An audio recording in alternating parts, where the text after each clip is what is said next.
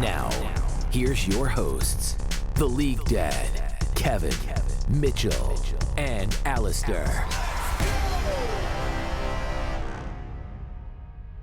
Hello and welcome to the All In Podcast. We're going to be talking about the Finals of Worlds. We're joined here by Kevin, and I'm Mitchell, the host for today. The rest of the people couldn't make it. That's okay. We don't need them. But otherwise, how you doing, Kevin? How's life been?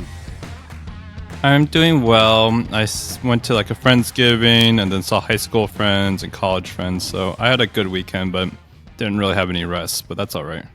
Oh, nice. Yeah, I similar things. All of my friends are back from high school, so I saw some of them. And then my high school reunion is this Friday. That's gonna be fun. I can't wait to go Wait, to that's that. when mine is. Wait, do we go to the same? No.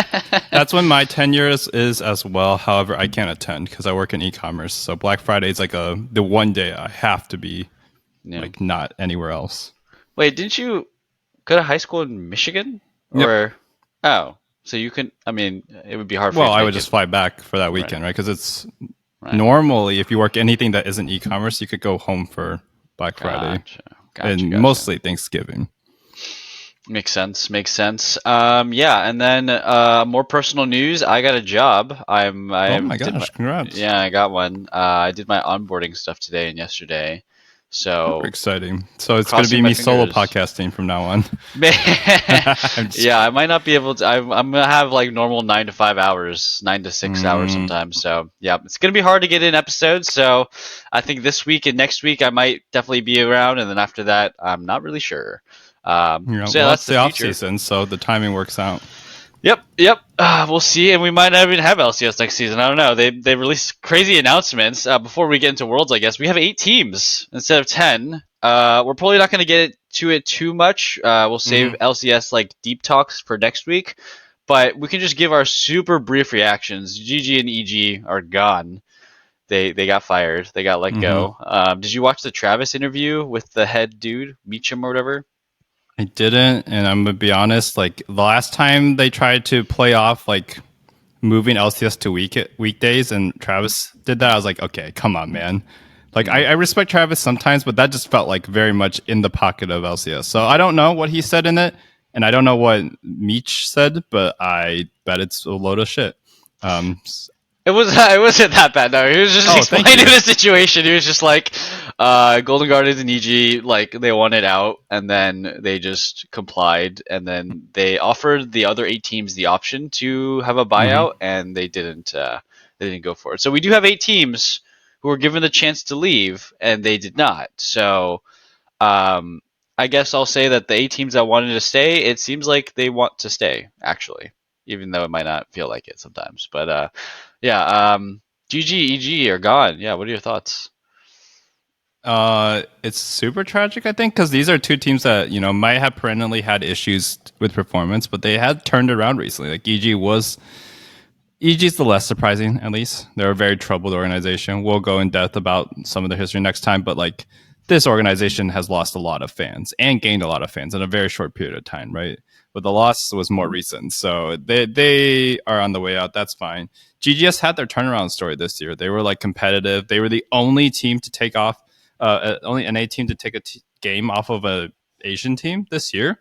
Internationally. Yep. So yeah, it's kind of really sad. Like, yes, they did bomb out of Worlds this time around, but they did a reasonable showing against BLG and MSI, and they were improving, and they have a lot of players that like people like. So it is unfortunate that they're out. They're also, related to a very important sports team. So it kind of feels like when Rick Fox left, except this time it's not as tragic in the sense that like they chose it instead of racism choosing it.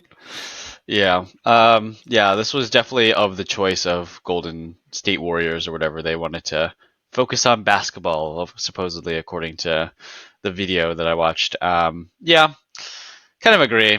Well, I'll give a better send off when I have more time to think about it, because it is pretty fresh and it is kind of hard to process. Like, it's gonna be so weird having 8 teams. I saw some takes. I watched a Doublelift reaction video, and there are some positives I think that you can take away from this, and that if there's 8 teams, that means there's more time for those 8 teams to play with each other. That sounded weird. To play each other.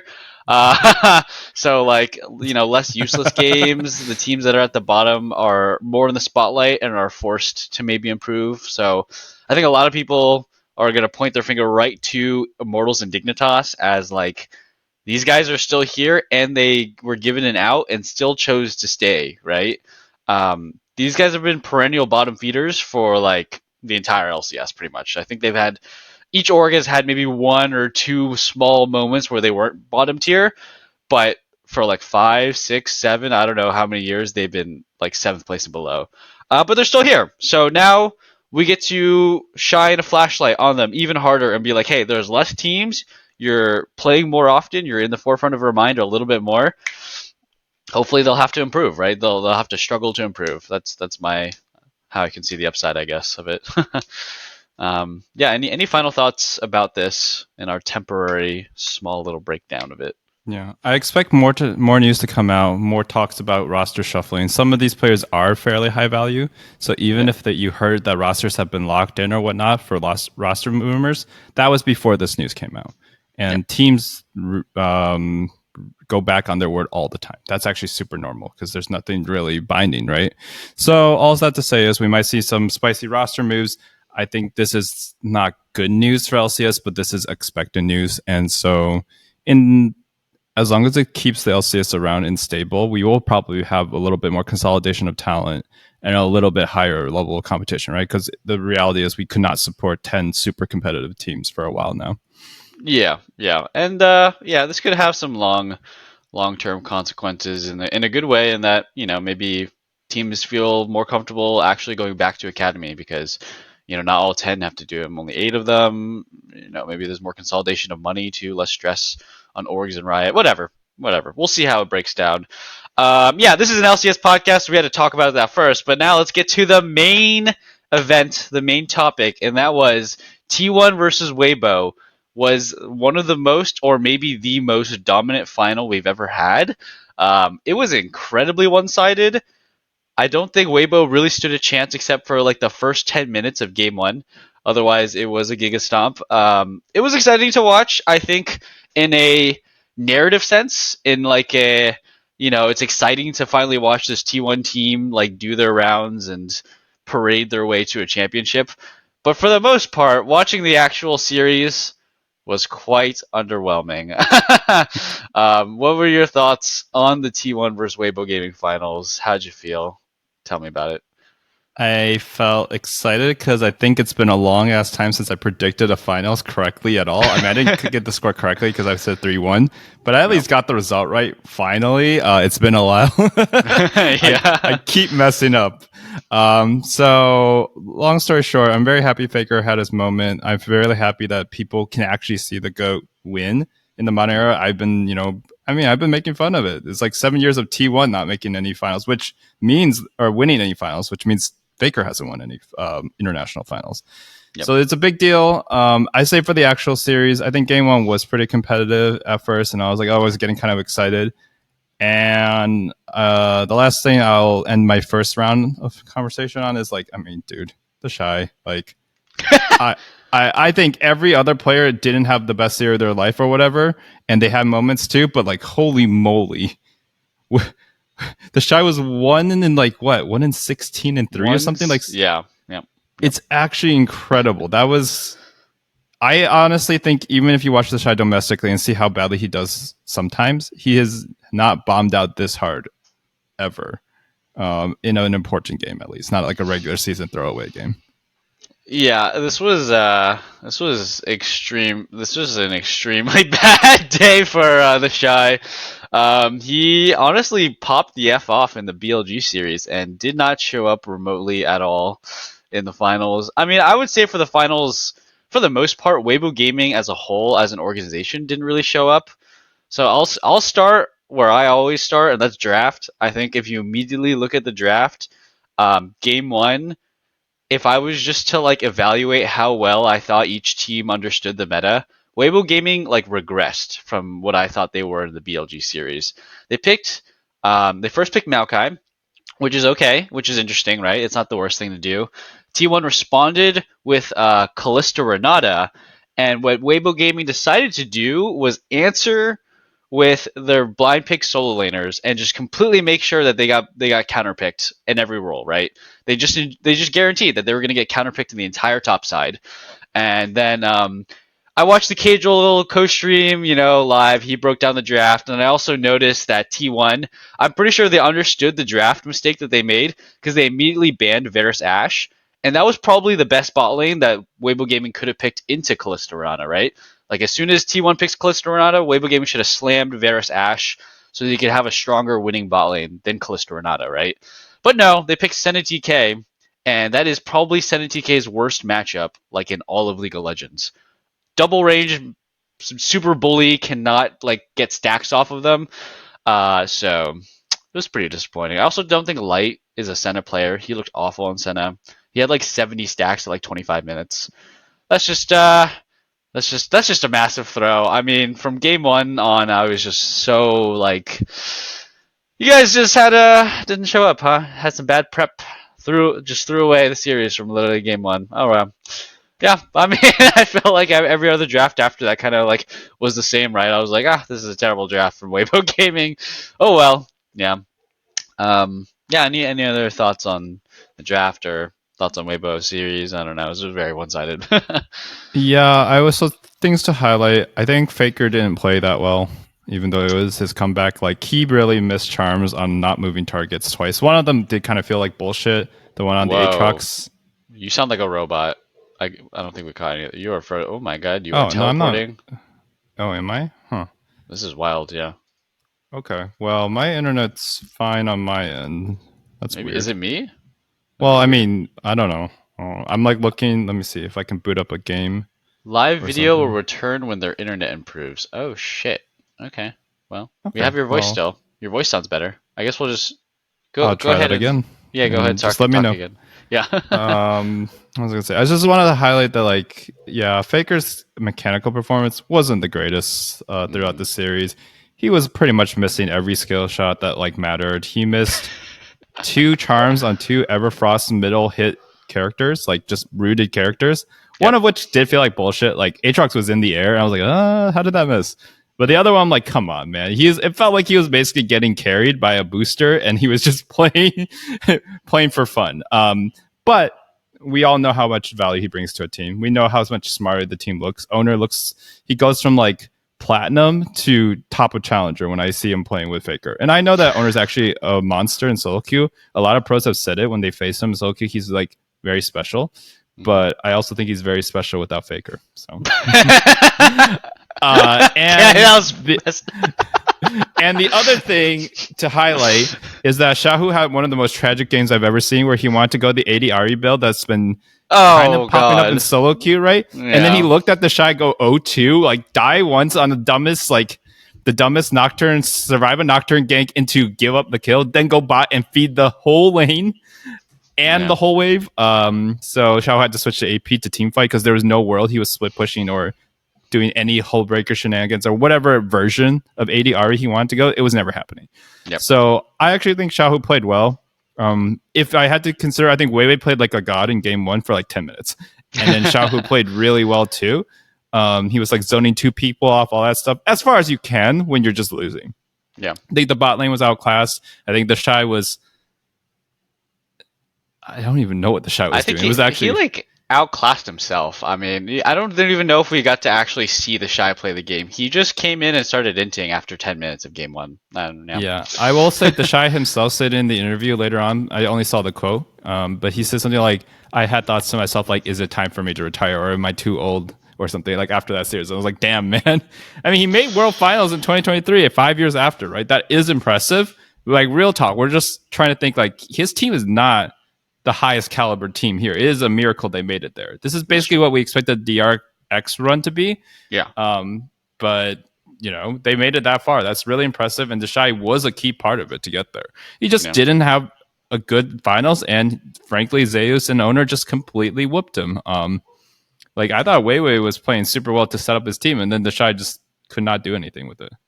Yeah, definitely. It was in that first 10 to 15 minutes of game 1, right, where you could see that Weibo Gaming had some idea of how to play the game.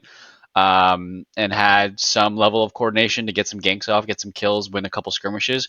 But for the most part, I also think that, like you said it with Faker missing charms, T1 was kind of choking in the first 10 to 15 minutes, right? I feel like there was a lot of uncharacteristic plays from not just Faker, but also Keria. He had like a couple flash in plays where like it was like nowhere even close to hitting somebody. I think he had a flash Q and a flash R in the early stages of game one, and then Zeus kind of died to a really silly gank, right?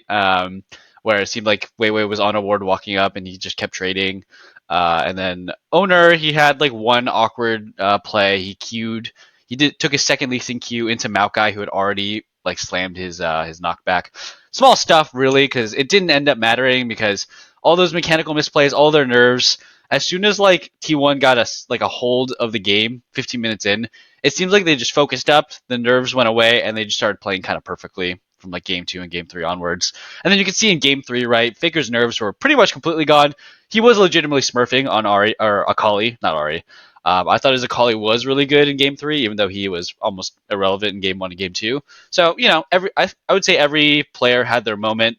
Gumayushi, I don't know if he had his moment, but he didn't die. He didn't make any mistakes. He was just there pushing waves.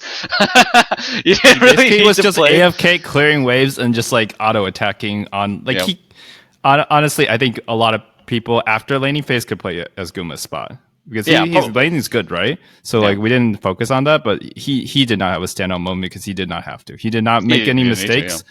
But I wouldn't say it was like a highlight performance. He was just there. He was hanging out. He was like, I'll do my job. I'll play the co-op versus AI game and just bounce waves on the side. I feel like Faker was kind of the same deal. And the main story was just, Zeus and Owner and a little bit of Keria just popping off, making plays, doing insane amounts of damage. Zeus was finals MVP, 100% deserved. That guy was so crazy good. I felt like his Gwen, that was like the first good Gwen we've seen all tournament. It was a really good Gwen. And he did go Ghost, which, I liked that he did. LNG Zika didn't go Ghost on the Gwen twice. And you can see how good it was on Owner. So I like that. And then it was, of course, funny. I just gotta talk about draft again. That's what I always go back to. Is that so? What was the Weibo Gaming versus BLG series? Right. I think one of the most memorable parts was the Shy counterpicking Bin, who blind picked Aatrox and just like bashing him in over and over again. Right. And then what does the Shy go and do against Zeus in the finals? Is he blind picks Aatrox and is essentially on the reverse side of their winning strategy. He made themselves the victim of the strategy that got them there to the win. So I really think Weibo Gaming, they regressed from BLG to the finals against T1. They were making progress. They were playing ranged bot lanes, right? They're counterpicking top lane. And they just didn't do any of that. They stopped playing ranged bot lanes. So pretty bummer from Weibo Gaming on that side. And just really well played from T1. They lost 2 games the entire tournament. Once to Gen G, which is fine, and once to JDG in a very tight-knit, close series. So that is really insanely impressive from T1, right? I think they went 11-1 against the LPL. Very impressive stuff, right? One of their closest games was actually against Team Liquid, funnily enough, in the first game of the entire tournament. Just talk about T1's run in general, like just if you wanted to sum it up, any thoughts, any hindsight notions you got from their run? I think T1's run was more impressive than a lot of runs in memory because, as I highlighted or foreshadowed in the previous podcast, this is one of the very few times in modern League. I'm not talking about like 2014 where people didn't even know what warding control and lane rotations was, right? I'm talking about when League is mostly figured out ever since 2016, 2017, 2018, whatever. This is the few times where I just seen a team sit down and be like, we will force you to play our meta and we will do it right. Last time was maybe RNG 2018. They tried to do that with AD carry focused spot lane and then it became a solo lane meta. Yep. I think that it was super impressive. I will say the small smudge on it is they did get absolutely booty blasted by Gen G so hard that it felt like Gen G would have smacked them. But I actually think if this was the finals, somehow Gen G made it to the finals, which they couldn't, against Gen G. I don't think Gen G wins. I think Gen G might go 3-2. Like they lose 3-2 or something at best. But I don't think this T1 would lose to that Like it's not the same T1 that showed up early tournament. Let me just say that. And the fact of the matter is that Team Liquid played better into T1 than every LPL team except for JDG. So yeah, it's true. Team Liquid gave it their all. They last thing I will say about T1's performance is I think that we've been flaming their coaching and their drafting, and maybe the players have always been a part of the draft, but whatever it was, this is one of the very rare times where I was like, yeah, no, the T1 just completely is dictating everything except for game one. I had this discussion with Mitchell offline when the games were happening. I think, wait, did I have this discussion with you? Not the finals, no. Not in the finals, sorry, but just in general. But game one, I did actually think that Weibo would outscale except for the top lane. And Yone's difference was so much higher than Aatrox in terms of just effectiveness. Like there was no answer for him. That he alone was like enough. But guys, it's Lisa and Ari Kalista Renato, dude, versus a relatively fed Jace at that point. He was like 1-0-1. Maokai setting up your vision and making so that you can't just flank easily. And then Tom Kinch set, like in my mind, this is so easy for Weibo to execute. And it was mostly because Light is not a good Senna, and the Shy was so far behind. He was down a whole item or more at some points, right? Like Hullbreaker's not balanced. Yeah. But that's what I wanted to say. You know, you have an interesting point because I watch both the co-stream of Cagel and Doublelift, and this is like if I'm also giving my retrospective about the entire tournament as a whole, I watched every game and I watched almost every co-stream like available, right? Like with Cagel and Doublelift and stuff. And at the end of the draft, Cagel and the people on Doublelift's street co-stream, like Sneaky, Meteos, Yanko, sometimes Perks, right? They would actually come to the like opposite conclusions at the end of almost every draft. Like Cagel would be like, "Oh, this draft is won for one team," and then I would go check Doublelift's co-stream, and he would say it was a one draft for the other team. So like when you really break it down and you really get into it, like even the experts are going to heavily disagree. Even us here on our when we're talking about drafts are going to heavily disagree.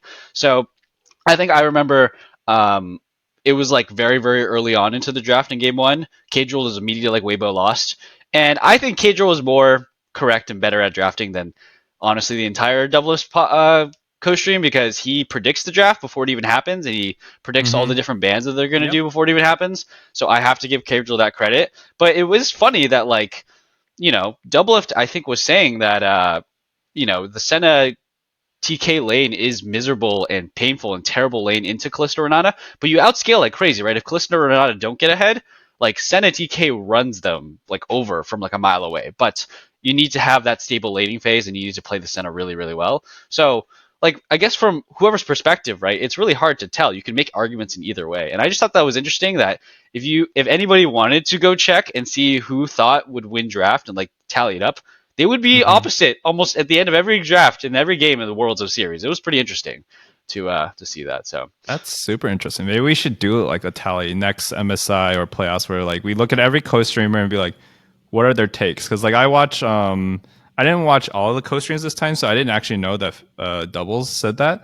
But I was like, you know, sometimes you watch Dom and Yamato Cannon and Gilius. Yeah. Dude, Gilius's takes are so wild. This man is he's playing a different video game. That's all I know. He's always out of it. Yep. But just like tally up everyone's opinions and see like, you know, on the whole, are the experts even above 50%? Are they above my cat picking a coin, right? Or picking left or right? So I don't know. It's really interesting. I think that's what's great about League though. There are so many factors that it's actually really hard to be accurate. And the people who are accurate, I think, take into account, you know, not only is this a good draft, is this a good draft for the people playing it? Do you actually know the history behind it, right? And I don't think Doublelift can know it. He has to play his season. Why would he know what Light and Crisp do? Does he even know who Light is, like, until he hits playoffs, right? And it's just like, that's just how it is, right? So I think the experts get to show their class there, right? Because it's not as simple as outscale Uga Booga. It's, you know, at every stage of the game with these players in mind, what's better. Like, I didn't like the Maokai priority, but then Weiwei played it really well game one, so I wasn't against the game two. I was like, I mean, if you can do that shit again, you might have a chance. Of course, he couldn't because, you know, it was doomed. But that's all things to take into account. Yep, they all come into place. I will say, as a fervid casual enjoyer, I do think that like his knowledge of the draft in the game and like he just has the tendencies of the teams down to a T. Like he knows what they're gonna do. Like he's able to predict like some of the early like jungle pathing and stuff like that. I'm like, this guy downloads this stuff. He watches all of them, right? He co-streams almost every like interesting LPL and LCK series. So I definitely, it's hard for me to like ever disagree with him, especially when a lot of things he predicts like actually ends up true. And I gotta say, man, sometimes like the takes that Doublelift, Meteos, and Sneaky, and sometimes Yanko still like get in on, they get directly contradicted by what Casual says, and I just have to wonder is like, yeah, man, this is a kind of a gap between like Western knowledge and like Eastern knowledge. Not Casual is a Western player, but he's so deeply ingrained into the Eastern games and the Eastern culture that I just have to think like you got to watch LPL and LCK games. If you get all of your impressions from EU and NA games, I think your impression of the game is wrong, and it was proven many times in Doublelift's co-stream. So very interesting thing to think about in the long term. Yeah. I will add in most of the things you're giving benefits to for Casual, which I agree with, as plus points for him, and I also respect him a lot. A lot of those can apply to LS, and I think LS is wrong a lot of the time.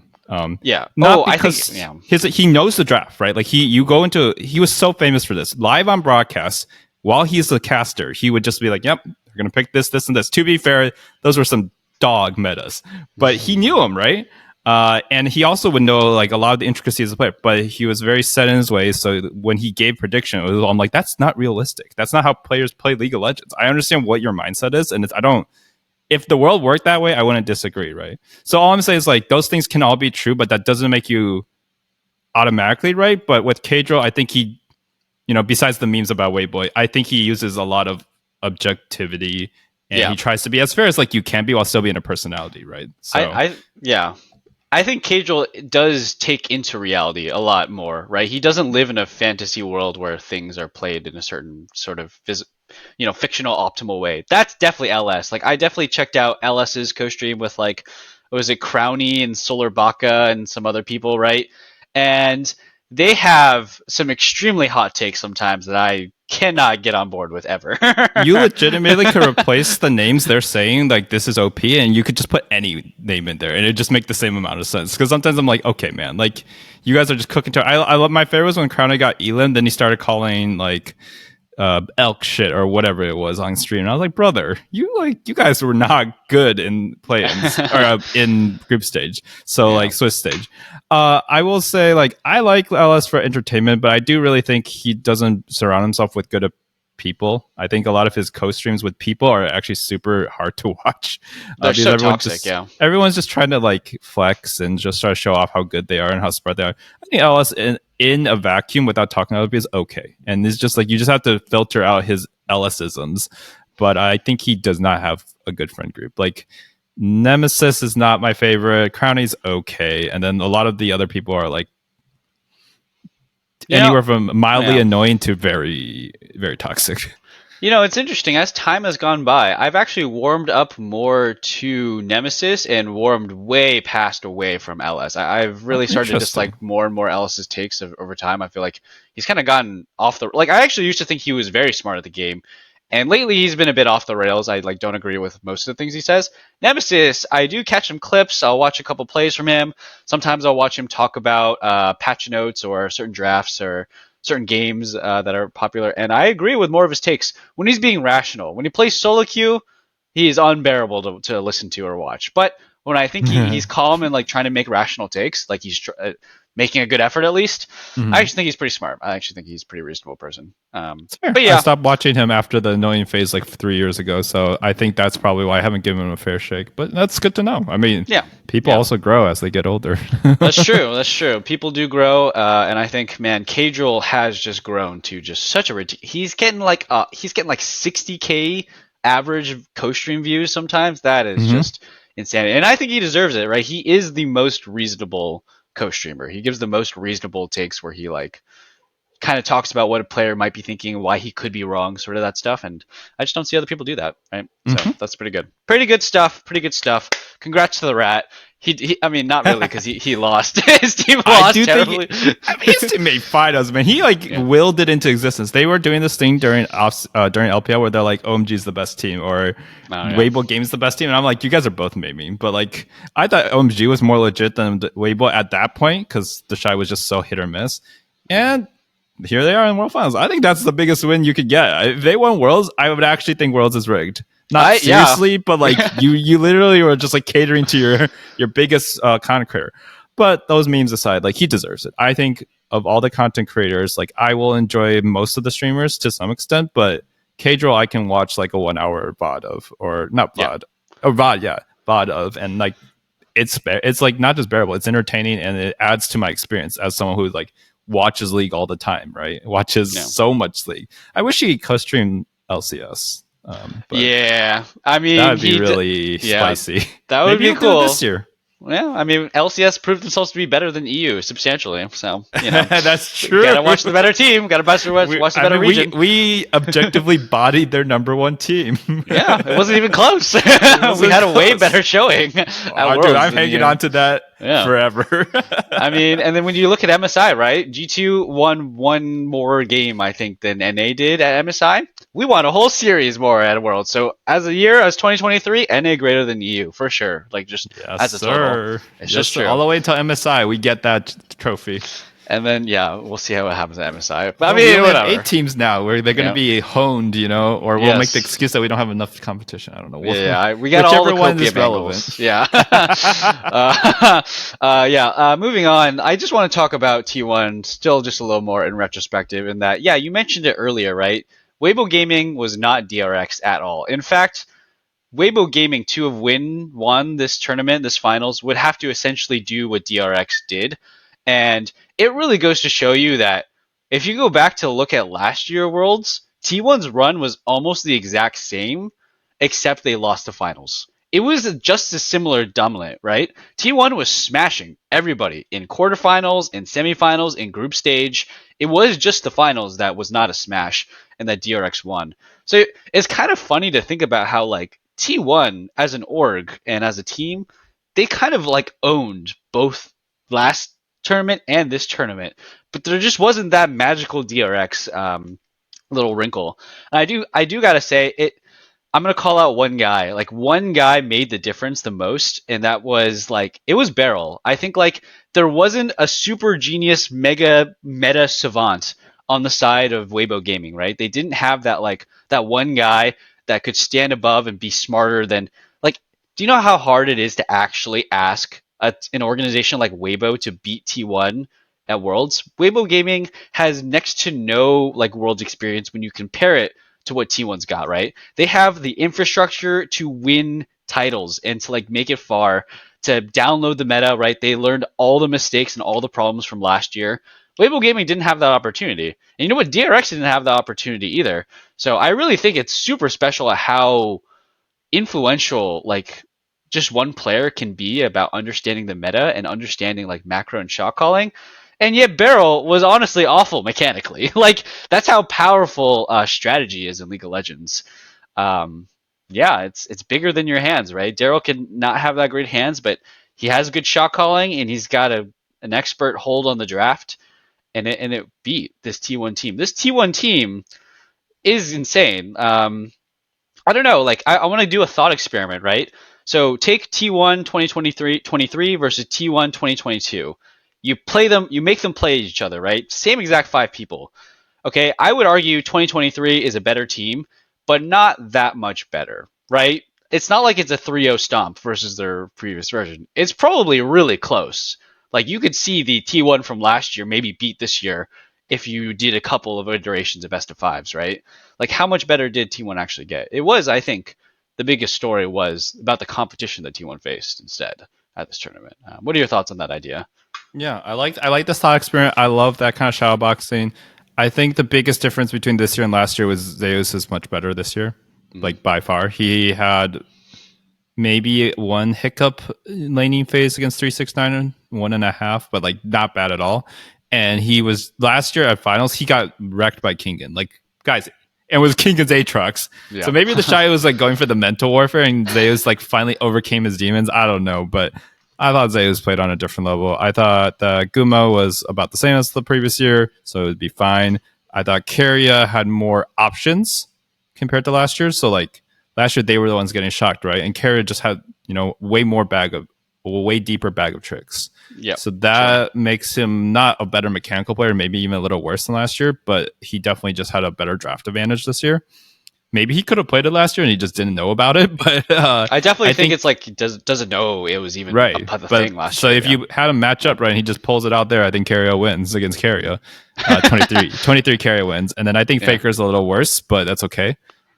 Because the rest of the team played about as well or better. Owner, especially last year, also, I feel like should have been better than Pyosik by a decent amount, and he wasn't.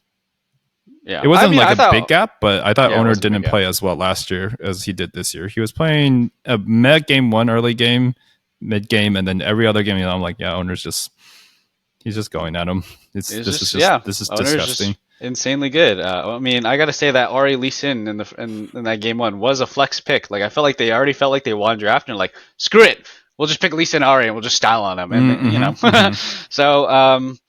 Yeah, it is interesting to think about that. There wasn't really any team that actually contested T1, right? Like a 3-1 versus JDG, it was close and it was intense, but how different was it from last year's JDG versus T1 series, where it was also a 3-1? And there was some close matches, right?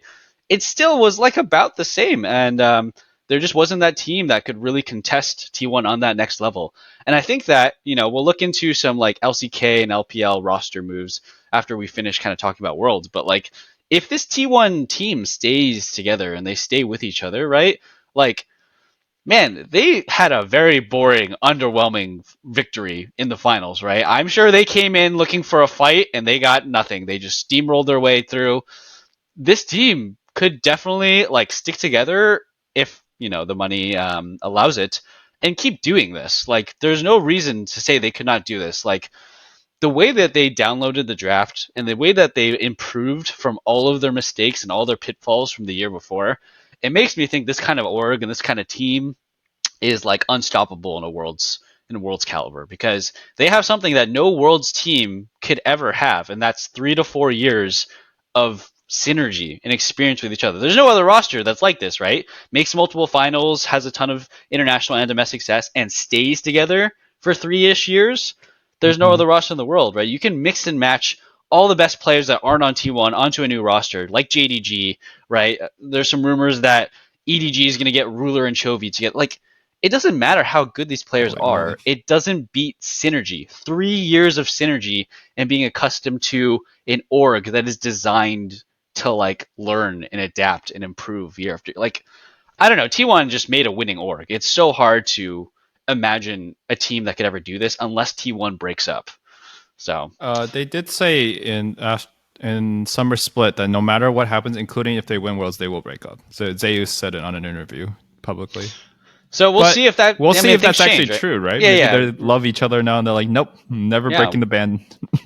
Because that was taken at a time when it wasn't looking too great for T1, right? This is true. So anything could change, right? People have verbal agreements, blah, blah, blah, signed to blah, blah, blah, and it doesn't happen. So we'll see what happens to T1. But this kind of organization, right, it could only lose to a 1 in a million thing like Beryl, right? Like Beryl figuring out the meta like an absolute psychopath savant. So I got to say, I'm pretty impressed with T1. I think they owned this tournament. In hindsight, there really was like nobody that can contest them except maybe Gen.G. That's more of a kryptonite thing rather than Gen.G being good, right? So yeah.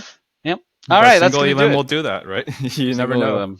Yeah, we need double Elim, right? I would have loved to see a double Elim. I would have loved to see a JDG rematch. I think Ruler needed his chance to finally show up, because you're right. It was the same as last year, because Hope was completely useless in the final or in the semifinals, and while Ruler wasn't literally useless, he was pretty close to. He was not able to show his skills. Yeah, his jungler and top laner were falling apart, right? And then he choked in a couple of few small, tiny moments, and it ended up. They gave up Baron by being caught out mid in his spot. I don't know if that's a small moment. I'm pretty sure he's actually done a couple of those this tournament. there was a quick video that showed up on Reddit. Very, very interesting. It was an in-depth breakdown of the JDG versus T1 series. So he got caught out in mid lane, right? So this guy, he analyzed that play, and what Zeus did to catch Ruler was very, very special. He dashed over a wall to dodge JDG's vision, because actually the river and the lane were warded to protect Ruler in his recall. But Zeus actually dashed over wall on Aatrox to dodge it, and he waited and he got his dash again. So he dashed over 2 walls and perfectly avoided the vision. So not actually that bad of a play from Ruler, kind of a genius play from Zeus in hindsight. Okay. But he does still get caught in that spot. This time, yeah, sure. Yep. But I think as a general thing, yeah, if you keep getting caught in that spot, even like in back-to-back series, it's just, and back-to-back worlds, at some point I have to start thinking like, maybe the spot, like after he killed Faker in that spot to win worlds, he sacrificed everything. He's like, yeah. But anyways, you're right. That's my new favorite spot. That's a great thing to point out, because if that's the case, then I wouldn't hold that one against him. It's just unfortunate in his spot, but I mean, it's a that one spot. If you're a viewer, right, that one you can only find out it's not really Ruler's fault unless you do a literal deep dive breakdown and like analyze what Zeus is doing and watch the minimap, right? Like, it was kind of a huge mind game from Zeus, I gotta say. T1 played that series. I think after watching that analysis, T1 played that JDG series way better than I actually like could have comprehend in my initial viewing. It was very impressive. So yeah, I mean, JDG just, they were really damn good, but T1 is so much better, actually. It's kind of insane. I guess that's Worlds. I mean, goddamn, right? This is just willpower in itself. Like, Faker, 4th title. The hype videos were great. He said that he won 3 titles for himself, and now he's winning his 4th for his teammates. And it just feels like, how is anyone ever going to top this legacy? We'll pick up a conversation we had last week that I want to continue on. Who is the second best player in the world? Who is the runner-up to Faker's crown? Because it does seem like Faker is at an impossible height to ever reach. And who could it possibly be? Who could be on their way to be the second best player? It's not the Shy anymore. I'm throwing that one out. Yeah, we did float the idea. If he played at that level again, we're like, wow, he's done it. Two very disgustingly good worlds, right? Yeah. Even if they're split up, it's not the Shy, unfortunately. I don't know. I think it's just not a comp. And I also, let me again. We mentioned it last time. I still don't think it's Faker's teammates. I'm sorry. You can't be that bad without Faker and me to consider you the best ever. And you won once. Yeah. So I would say, if I were to look at just 3 years in a vacuum, just the last 3 years, I would put some of T1's players on there just because of overall consistency. But in entirety, I have to agree, as I thought about it more, there's too much history of League that Faker is involved in, that other players are involved in, that T1's teammates are not involved in, right? So, yeah, I mean, maybe it's still just Ruler. It's just an underwhelming second place, right? It's hard to say, man. Yeah, the second place title is probably just going to be an enigma until we get into next year. But then, we're going to get into next year. We're going to look at all these domestic results and realize that it's all just rigged anyways. LPL owns MSI, and we're all going to be saying, as soon as LPL wins MSI again, that this player is going to maybe come for Faker's name, and this player is maybe the best team in the world or whatever. And then we get to Worlds, and it's just, Korea owns the Worlds tournament. So it's very interesting that always happens. It's hard to make a judgment call on who's the second best team when player skills fluctuate so much, right? Team levels fluctuate so much. So yeah, I guess we don't have an answer then. I don't have an answer. Yeah, I will ask though, based on that comment, is this like 2021 where EDG won with 3 Korean teams in semis and up? Is it Korea's the best region in the world, but EDG is the best team? Or would you say this year's not LPL's the best region and T1's the best team? Like, would you say that's the case this time as well, or no?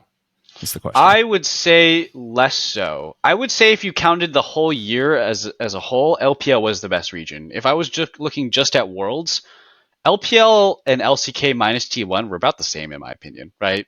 Like, yeah, KT, the third seed, lost to the first seed from LPL. It was kind of close sometimes.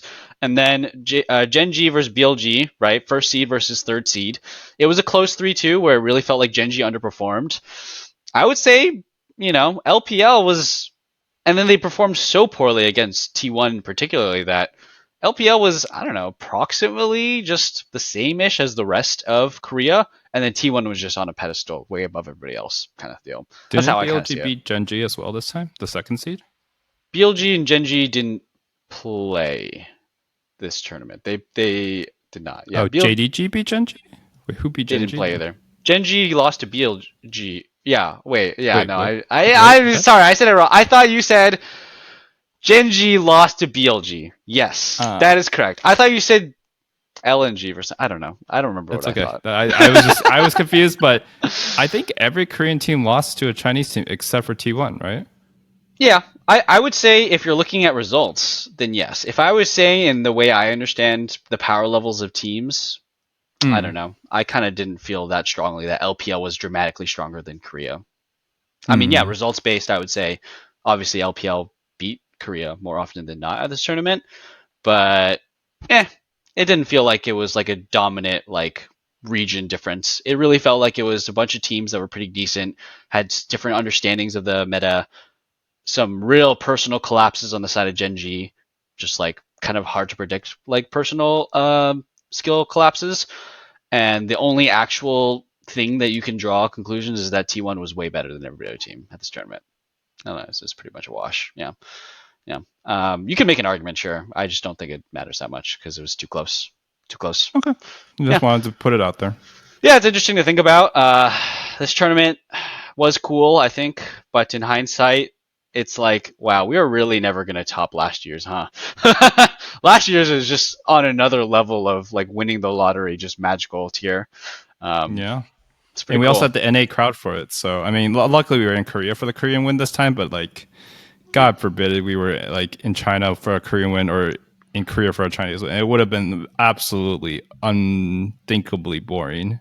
It'd be a And library. Yeah. I don't want to like point out because like it is hard to cheer for your like arch rival or whatever, but like there needs to be a little bit, right? I hear some people say in the comments that was like, oh, if you were at the venue, it was louder, so maybe they need to boost that up more. But like as far as I can tell, like whenever the semifinals were going on or the quarterfinals, and you would see a Chinese team beat a Korean team, there's just like absolute radio silence throughout the series, and it's just like, okay, come on, guys, like Yeah. there needs to be a bit, right? And I also think this is we didn't talk about it, but in the intro ceremony, they were introducing them top by top, jungle by jungle, instead of like all the T1 players. And they've never done this. And the reason I think they did it is because they knew there'd be almost no cheering Yes. for yes. Dwayble, except for maybe the Shy, right? Because the Shy is so popular. But I think everyone else, it would have just been absolute crickets. So I think that's unfortunate. I know in other sports that is kind of the culture.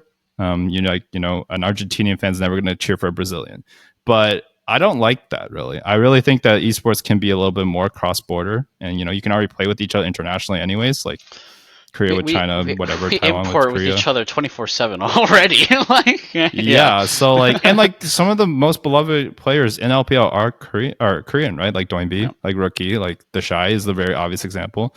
So like, I really don't like that. I don't know how to change that, but I was just saying like, there's got to be a cultural like, or maybe we just always host in neutral land, like just always host it in Europe or America. And that's Iceland. fine with me. Yeah.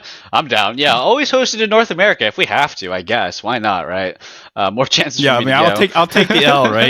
We can put it in the Chase Center again. I guess. Hey, if we held Worlds at NA every year, I would not care about NA's performance that much. I would be like, yeah, screw it. We still get it in NA. Yeah. The best Worlds ever was in NA. That's all I'm saying. True. NA's the best at something. Yep, it was the best Worlds ever. It was the coolest, one of the coolest experiences you can never imagine to exist in esports. So, yeah, damn, yeah. All right, let's talk a little bit about some roster moves. Yeah, Gen G exploded, right? And then T1 is up in the air, and T1 Academy got a very unique individual. Rekkles is joining as support. That's right, Rekkles Superstar 80 carry, who started his career in like 2014 when he was like 16 years old or something, is now in 2023 joining T1 Academy as a support. That's weird, right? Isn't that just weird? What does that mean? Like, what is T1 doing? What are they cooking? You know, they got Coma back as well. T1 let go of another coach to do military service and stuff. Like, they're just cooking. They're already preparing to win Worlds next year. Is it going to be T1 Reckless winning Worlds in 2024? I mean, if he's going as support, I don't think there's a universe he's better than Carry. I think they're getting him because he's extremely popular internationally. I think they're getting him because he might have talent and it's worth putting him there. But I do think it's a big deal. T1 Academy is maybe not as heavy hitting. You know, Poby was not good, but like historically, right? A lot of the legends of the game come from there. Scouts from there is a very obvious example. Berserker for NAs there. So I think it's a big deal, and I'm really excited for him. He's not the first to ever do it, but he's the highest profile person to ever do it. And I think I would say like they're not going to play him unless it's like a useless match, maybe. But I do think it's a big deal, and I'm happy for him. That's like honestly the best gig you could have gotten if you're not going to be playing tier 1. Also, my food just arrived, so I'll be right back. Okay, I'll talk about that then. Yeah, I think it's interesting that Reckless made this choice. There are some takes to say that this choice is a better choice than like, I don't know, B playing in a tier 1 org, playing on a top team. Like, would Reckless rather play on Fnatic and try to make Worlds on an EU, or would he rather be on T1 Academy where he has almost no hope of ever seeing a world stage? Like, he's probably not going to play for the main team. He's probably not going to play for the main team at Worlds if T1 makes it to Worlds next year, right? So, like, Reckless, I mean, did he have offers from top tier EU teams? Maybe, but like, I think he chose to go to T1 Academy over playing in the LEC. He certainly could have made his mark and played on an LEC team if he wanted. He preferred this, I think. And for Reckless, I mean, you could say this is a no-brainer, right? Yeah, join T1 Academy. It's the most prestigious place, but he's never going to get stage time. I'm going to go with it's a 1% chance he actually gets stage time while he's in the T1 organization. Yeah. 1%. Damn. I think he's going to get a game when it doesn't matter when they're like way up, but they don't have a perfect record. I think he's just going to get, because they do best of 3s, right? Yeah. So they could just go up against like but they never do that. BBQ T1 never does if they're this. still in. The only reason they ever sub people in was if they got sick, or Uzi Hoon was the one time they actually benched a player for Faker. Otherwise, it was always like Faker was like injured or sick or unavailable or something like that, right? So maybe that's true, but I mean, Carrier. Maybe Reckless will make food for Carrier, and Carrier will mysteriously not be there for a couple of weeks. I don't know. The only thing I could see it is Reckless. He has like in his contract, he's guaranteed at least one stage game or something for joining T1 Academy and streaming under their brand or something like that. He's like, I'm gonna bring European viewers to your brand. You gotta let me play one game. Yeah, I mean that's the only way I can see it because there's just no way. Right? Do we live in a world where we're one COVID outbreak away from Faker and Reckless playing together? That's all I'm saying. That is the weirdest freaking timeline I've ever heard in my life. Faker and Reckless on the same team, and Reckless is the support. It actually just seems like a fever dream. Like they're like, "Are you okay? So do you even know who Reckless is? Reckless isn't a support." He's a top tier legendary EU AD carry. Yeah, yikes. Actually big yikes. But I mean it's one of the most like interesting pieces of trivia that I've like ever encountered. Like this is like the you see this roster move and you're like, this is just weird. This is just something I've never thought could ever happen. But cool, I guess. So yeah, good luck to Reckless and good luck to T1, I guess. But yeah, other than that, there's the rumor. I think that this rumor got debunked, but I'm still going to talk about it. Chovy and Ruler going to EDG and playing on the same team with each other. That's weird. I feel like that is just that's just going back to Gen G from 2 years ago, combining all the chokers into one single location. Oh my god! Oh, I didn't even think about that angle. I was just thinking, like, what the heck? Why would they get? I mean, oh my god! Chovy coming to LPL is what we asked for. I don't know if Chovy going to EDG is what I asked for, but that is pretty spicy. Yeah, that's where Uzi was, right? I mean, that would be interesting if EDG got rid of Uzi and they replaced it with Chovy Ruler. That is one of the weirdest roster moves as well. hard to say it's an up. I mean, it's not. It's good, but it's like, are you gonna win a title? I don't know. Like, it's interesting, right? Another one is Mm-hmm. HLE. They still have Viper, but they got I think they got Doran, Peanut, and Delight. So that's gonna be an interesting roster. They're gonna have Zeka and Viper with Doran, Peanut, and Delight. So combining Genji with the former HLE roster. That's a pretty weird one as well. Oh my gosh! Wait, I'm thinking about that. He'll get a real support, like a human will be his support on Viper and Delight, Hanwha. yeah. No, that would be That interesting. Delight, I think, is incredibly good. So Viper and Delight. Oh my gosh! Yeah, I think that could be a fun one. But of course, we've had these How does Dorn rosters. keep getting onto these teams? It's because he's really, really good. He's not good when it matters. He doesn't actually win anything internationally. I mean, that's Chovy, right? I mean, And he that's, beats Zeus. So if Zeus is still in T1, I guess you really need that to win your league. So honestly, that is pretty good. But yeah, building for domestic success, right? Because like if you're going for international, there's only two people who've really ever done it, and that's Zeka and Viper. And goddamn, Viper is always good. Zeka he is just objectively terrible in the regular season. Like he had one of those very unique tournaments where he was a god at Worlds, but like in his 2 or 3 years of professional play, he's always been terrible in the regular season. So we'll see if this team can even make it to Worlds. HLE looked like they should have made it to Worlds. They did not make it to Worlds. They wasn't even close, right? No. Yeah, and I think who is the last rumor I heard was I think Genji's getting Beryl. So Genji is realizing that they have a problem. They're keeping Pays, and I think they're getting Beryl.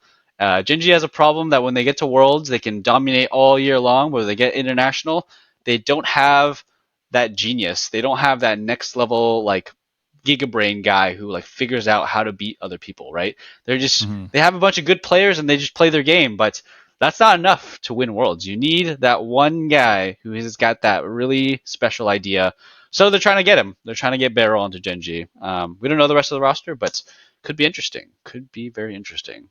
They won 3 LCKs in a row. That's like very hard to do. LCK is still one of the best, if not the best league, right? Depending on who you ask. And that is like not unprecedented, but in the modern era, that's so difficult, especially with this Faker team still being around, right? Yep. So they're giving that up so that they can win Worlds. That's what matters because Genji's kind of been getting clowned on. Yep, Genji definitely is going to sacrifice, potentially domestic titles at a chance for an international title and making all of their opponents stronger, right? They just made HLE so much stronger. They potentially made LPL so much stronger with this move. So we'll see how it goes. Any final thoughts on the Asian roster moves? Because this is pretty much the last time we'll talk about them for the rest of the year. And then, it's all LCS after that. Yeah, so my final thoughts on the Asian roster move is that wherever Chovy does move to, I think that will be one of the hottest teams. I think he will be a magnet for other top Chinese and Korean players to want to join that team. So whenever that is locked in, I think we'll see shifts. Like some people might break contracts or just we don't know, but I wouldn't be surprised to hear it afterwards. I think that he is a choker, but a lot of people with bad histories like have made it in LPL. Like the people who are just like solo queue gods who don't know how to play with pro. Yeah, they get forced through whatever like the 100 games you have to play through a year there. So I'm very excited for that. And I'm also really excited for Genji to finally stop being the same core. Like they keep winning, but it's really boring because you just know that you can't trust them internationally. Get 3-0'd by BLG, get 3-2'd or 3-1 by BLG again. Wait a minute. Oh shit, you're right. Yeah, they lost to BLG twice. So it's like we need that much talent to be elsewhere other than Doran. He's actually gotten better this year, so I'm just memeing him more to meme compared to last year where he was actually dog. But even so, I do think that talent deserves better. When you're that good, getting clowned on, even though you're like making semis and stuff like that, it's kind of depressing. They didn't make semis this time, but they deserve it. Guys, like only Fakers and anomalies. I saw a post on Twitter that was like every Korean mid laner, like Zeka, Showmaker, everyone, right? All of their Worlds, MSI, and LCK titles lined up. And it was like Faker was this giant pillar, and everyone else combined basically was less than him, other than like, literally raw world wins. But he was so far ahead of everyone that like, of course he's the best. But the number 2 conversation for mid laner is just still up in the air, right? Scout kind of flunked against Faker's team. Yep. Scout flunked, right? Rookie hasn't been in the conversation for a while. Knight tried his best to enter the conversation this year, but it seems like Knight is always going to be on that edge of actually ever being considered great, right? I mean, Doinby at had least he 1 won an year. MSI. That's at least a That's true. start. But yeah, he's not number 2 right now, right? We don't know who number 2 is. It's such a Showmaker flunked this year in Showmaker, general. yep, Chovy fell off. flunked. Chovy is It's just like, not even in the conversation. dude, is Yeah. Faker just like his existence? Even if he doesn't have the best hands, does he just? Yes, he suppresses everybody else. The Faker effect is so real. Like, I genuinely think every team Faker played against this tournament underperformed. And sounds like copium, right? That sounds like mega copium, like I'm disrespecting the feats that Faker and T1 did. No, I think T1 played immaculately well, and it really felt like the other teams collapsed under the pressure. They played worse than they could have. And that is just the Faker effect. Being this dominant, demolishing mid laners over and over, outplaying junglers and ganks, and living in scenarios where you're not supposed to, it has caused this level of dominance. It has created this effect where, unless you are a 1 in a million DRX team, you just don't really have a chance, right? It's just Faker actually has this kind of roster with his teammates. Man, he's just unbeatable. And he has no intentions of retiring. The president of Korea released a statement congratulating T1 for winning Worlds and for winning the Asia Games. Okay, you just can't get that kind of level of like interactivity in the U.S. It's just, could you imagine Joe Biden releasing a statement? Congrats to Team Liquid for winning NA. Like, that just doesn't happen. I mean, which one's more unlikely? NA winning Worlds or Joe Biden saying that after they win Worlds? I mean, I would love it just to see that happen. NA wins Worlds when it's in NA. Your Biden turn, gives Joe Biden. Congrats, man. Yo, double if you were smurfing on the Kaisa. Double of having to like shake Joe Biden's hand. Oh my! He gets the finals MVP and it's an award that Joe Biden gives. That would be great. That would be great. Oh All my right, goodness. that is the holy grail of NA esports. That's what we're going for. Yeah. I mean, I think that's gonna do it for this podcast. Any last thoughts we wanna wrap up? Worlds 2023 is over. The season is done, and yeah, it was a wild ride. Yeah. So one thing I wanted to bring up was that the LPL or Riot Global, whatever, announced that LPL English will not exist next year. Oh. At least that's the rumor. Maybe it wasn't official, but that's maybe a rumor. But then Dom answered to that. It says like he's going to set up his own damn LPL broadcast if there won't be any other one. So I think it could be really cool or spicy that if the co-streamers just jump in and just like create their own broadcast, because like it's already been a remote broadcast, and to be honest, even I don't listen to the LPL cast. I just listen to it because it's on the background of the co-streamer. Yeah. So it won't be that big of a difference, and maybe they'll get more freedom to. I would kill for them to have the ability to observe, but or like hire an observer or whatever, right? Have control of the camera. But anyways, that's very cool. And then the other thing is, because you mentioned it, Coma coming back. That's huge. Like they won Worlds and they bring back Coma. Like that means that they do value him and that like he's not a fraud. If anyone still thinks that, right? Just because he left. Dude, people just don't win Worlds that often, okay? So like, just because you don't win Worlds doesn't make you a fraud, and just because you win Worlds doesn't make you a god. Songs might still be a god, but he can't make it happen in NA no matter what happens, apparently. Yeah. Last thing, TL announced that they're going to keep their academy team. So I'm like, once again, TL another W. And they're going to hire a bunch of imports and get clowned on. But, at least keep their academy. We'll see how that goes. Yeah. So that's all I had to say. Nice. Yeah. Rounding off with a little extra news segments. I'm going to round it off with an inspirational speech. And that's to say that League of Legends is a game where there's a lot of skill and strategy, macro, laning, reaction timing, all this stuff, right? Mechanics, all these buzzwords that people say. But I think once you get to a high enough level, and once you make it this far in a person's career, like I think the one thing that really defines who wins and who loses, it's all about your mentality. It's all about your nerve and your drive and your willpower, right? Who flinches first? And I feel like that defined this tournament, and it defined the tournament before, where that the team that won was the team that didn't hesitate. They didn't like blink. They stuck to their guns and what they thought was good. They believed in each other. Like it was League of Legends is a very emotional game, right? You'll hear co-streamers, you'll hear people in game talking about this. This player is playing emotional. This player is tilted. This player is running it down. You can tell this player is angry. This player is confident. They're feeling themselves, right? These are not things that describe skill, right? They're not saying this player is really good at CSing or this player is really good at landing Ezreal Qs. They're saying that this player is in a certain state of mind that allows them to be better or worse. And I think that's actually where we are at League of Legends, where League of Legends and piloting your champion is so like ingrained in a person's personality. Like you really like make it. It's an emotional profile when you play League of Legends at the highest level. Like you show who you are, and I think it's become very very cool how you can like flex who you are and your personality and your style in draft and in play and your strategy and everything. And T1, right? That we have to step away from these super teams and these rosters. Winning worlds is not bought. It's not found. It's not just happened upon. It is created and forged through really difficult times or some like unseen miracle, some like inhuman inspiration, right? Like besides DRX, every other roster out there has won worlds because they've been like together for a while and really had to struggle and make it work, right? There's not a lot of rosters that win worlds just off a whim, right? It's pretty much DRX and previous T1 rosters, right? Every other team that win worlds or MSI, they had to really work for it. They had to really stick together and understand each other. So, you know, skill is whatever, right? It is the power of friendship. That is, I think, the most powerful bond that you can create in League of Legends. If T1 didn't trust each other, they would not be here winning worlds today.